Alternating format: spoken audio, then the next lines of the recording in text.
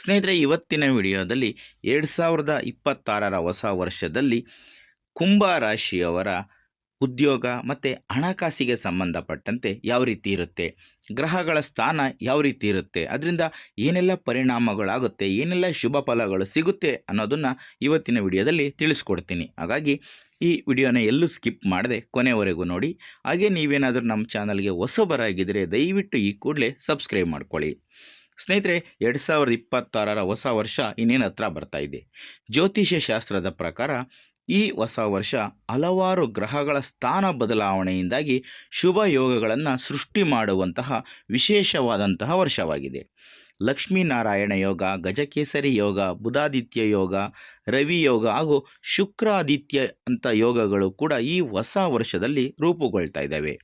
ಈ ಯೋಗಗಳು ಕೆಲವು ರಾಶಿಯವರ ಆರ್ಥಿಕ ಜೀವನವನ್ನು ಬಲಗೊಳಿಸುತ್ತೆ, ಜೊತೆಗೆ ಹಣದ ಆಗಮನಕ್ಕೆ ಇದ್ದಂತಹ ಅಡೆತಡೆಗಳನ್ನು ನಿವಾರಣೆ ಮಾಡಿ ದುಡ್ಡಿನ ಮಳೆಯನ್ನೇ ಸುರಿಸುತ್ತೆ. ಹಾಗಾದರೆ ಕುಂಭ ರಾಶಿಯವರಿಗೆ ಹೊಸ ವರ್ಷದ ಯಾವ ತಿಂಗಳು ಅದ್ಭುತವಾಗಿದೆ, ಆರ್ಥಿಕ ಜೀವನ ಸುಧಾರಿಸುವ ಸಮಯ ಯಾವುದು, ಮತ್ತು ವೃತ್ತಿ ಜೀವನ ಯಾವ ರೀತಿ ಇರುತ್ತೆ, ಸರ್ಕಾರಿ ಹುದ್ದೆಯ ನಿರೀಕ್ಷೆಯಲ್ಲಿ ಇರುವಂಥವ್ರಿಗೆ ಅವಕಾಶಗಳು ಸಿಗೋ ಸಾಧ್ಯತೆ ಇದೆಯಾ, ವಿದೇಶ ಪ್ರಯಾಣದ ಯೋಗ ಇದೆಯಾ, ಇನ್ನು ಏನೆಲ್ಲ ಶುಭ ಫಲಗಳು ಸಿಗ್ತವೆ, ಯಾವುದರಲ್ಲಿ ಯೋಗ ಕೂಡಿ ಬರುತ್ತೆ ಅನ್ನೋದನ್ನು ನೋಡ್ತಾ ಹೋಗೋಣ. ಕುಂಭ ರಾಶಿಯವರಿಗೆ ಹೊಸ ವರ್ಷ ಆರ್ಥಿಕವಾಗಿ ಅತ್ಯಂತ ಅದ್ಭುತವಾಗಿದೆ. ಈ ವರ್ಷ ಗುರು, ಶನಿ, ರಾಹು ಮತ್ತು ಕೇತುವಿನ ಪ್ರಭಾವ ನಿಮ್ಮ ಜೀವನದಲ್ಲಿ ಕಂಡುಬರುತ್ತೆ. ನೀವು ಆರ್ಥಿಕ ಸ್ಥಿತಿಯನ್ನು ಬಲಪಡಿಸುವ ಅನೇಕ ಅವಕಾಶಗಳನ್ನು ಪಡೆಯುತ್ತೀರಿ. ಗುರು ನಿಮಗೆ ದೀರ್ಘಾವಧಿಯ ಸಂಪತ್ತನ್ನು ನೀಡುತ್ತಾನೆ, ಜೊತೆಗೆ ಶನಿ ಆರ್ಥಿಕ ಶಿಸ್ತನ್ನು ಕಲಿಸುತ್ತಾನೆ.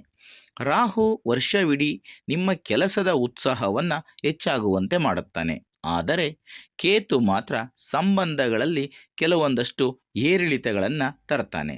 ಹಾಗಾದರೆ ಯಾವ ಗ್ರಹ ಕುಂಭರಾಶಿಯವರಿಗೆ ಅತ್ಯುತ್ತಮವಾದಂತಹ ಶುಭ ಫಲಗಳನ್ನು ತರುತ್ತೆ ಅನ್ನೋದನ್ನು ನೋಡ್ತಾ ಹೋಗೋಣ.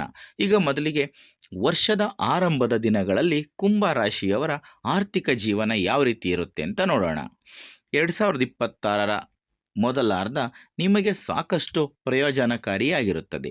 ನಿಮ್ಮ ಜಾತಕದ 5ನೇ ಮನೆಯಲ್ಲಿ ಗುರುವಿನ ಸಂಚಾರ ಬೇಡಿದ ವರಗಳನ್ನು ನೀಡುತ್ತೆ.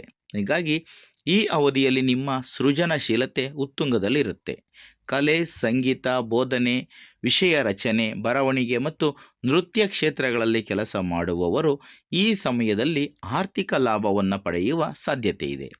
ಷೇರು ಮಾರುಕಟ್ಟೆ, ಮ್ಯೂಚುವಲ್ ಫಂಡ್, ಚಿನ್ನ ಬೆಳ್ಳಿ ವ್ಯಾಪಾರ ಮತ್ತು ರಿಯಲ್ ಎಸ್ಟೇಟ್ನಲ್ಲಿ ಹೂಡಿಕೆ ಮಾಡಲು ಇದು ಉತ್ತಮವಾದಂತಹ ಸಮಯ.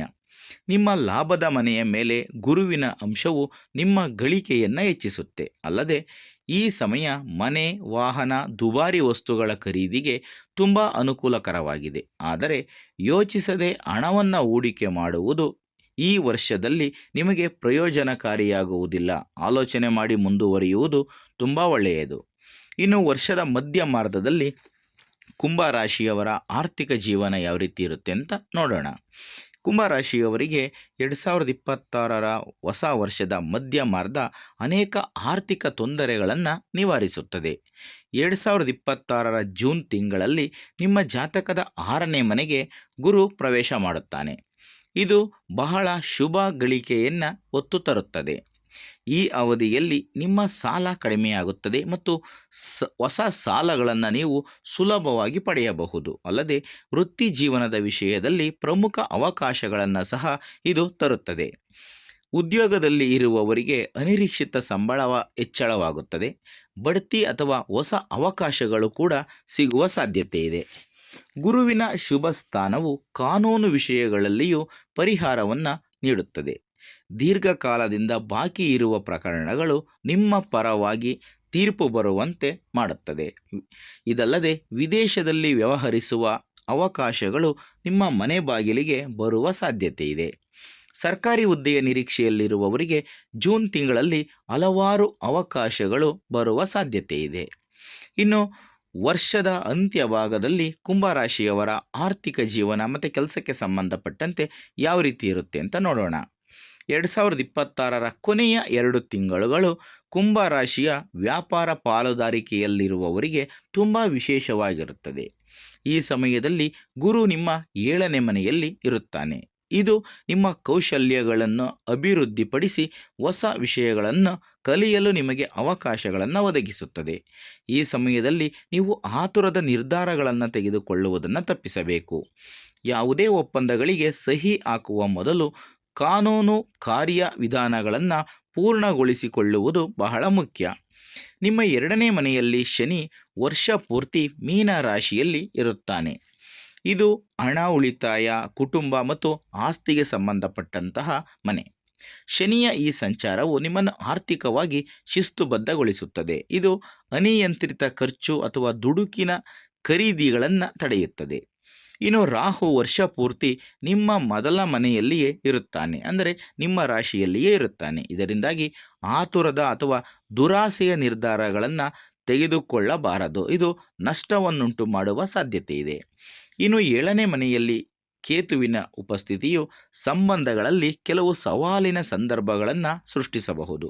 ಒಟ್ಟಾರೆಯಾಗಿ ಕುಂಭ ರಾಶಿಯವರಿಗೆ ಈ 2026ರ ಹೊಸ ವರ್ಷ ಆರ್ಥಿಕವಾಗಿ ಹಾಗೂ ವೃತ್ತಿ ಜೀವನದಲ್ಲಿ ಬಹುದೊಡ್ಡ ಉಡುಗೊರೆಗಳನ್ನು ತರುತ್ತದೆ. ಸ್ನೇಹಿತರೆ, ಇದಿಷ್ಟು 2026ರಲ್ಲಿನ ಕುಂಭ ರಾಶಿಯವರ ಉದ್ಯೋಗ, ವೃತ್ತಿ ಮತ್ತು ಆರ್ಥಿಕ ಜೀವನಕ್ಕೆ ಸಂಬಂಧಪಟ್ಟಂತಹ ಮಾಹಿತಿ. ಈ ಮಾಹಿತಿ ನಿಮಗೆ ಇಷ್ಟ ಆದರೆ ಈ ವಿಡಿಯೋಗೆ ಒಂದು ಲೈಕ್ ಕೊಡಿ, ಹಾಗೆ ಈ ವಿಡಿಯೋನ ಶೇರ್ ಮಾಡೋದನ್ನು ಯಾವುದೇ ಕಾರಣಕ್ಕೂ ಮರಿಬೇಡಿ. ಇಂಥದ್ದೇ ಮತ್ತಷ್ಟು ಮಾಹಿತಿ ವಿಷಯಗಳು ನಿಮಗೆ ಬೇಕು ಅನ್ನೋದಾದರೆ ನಮ್ಮ ಚಾನಲನ್ನು ಸಬ್ಸ್ಕ್ರೈಬ್ ಮಾಡಿಕೊಂಡು ಪ್ರತಿನಿತ್ಯ ನೋಡ್ತಾ ಇರಿ. ಮುಂದಿನ ವಿಡಿಯೋದಲ್ಲಿ ಮತ್ತೊಂದು ಹೊಸ ರಾಶಿ ಹೊಸ ವಿಷಯದೊಂದಿಗೆ ಸಿಗ್ತೀನಿ. ಎಲ್ರಿಗೂ ಕೂಡ ಒಳ್ಳೆಯದಾಗಲಿ. ಧನ್ಯವಾದಗಳು.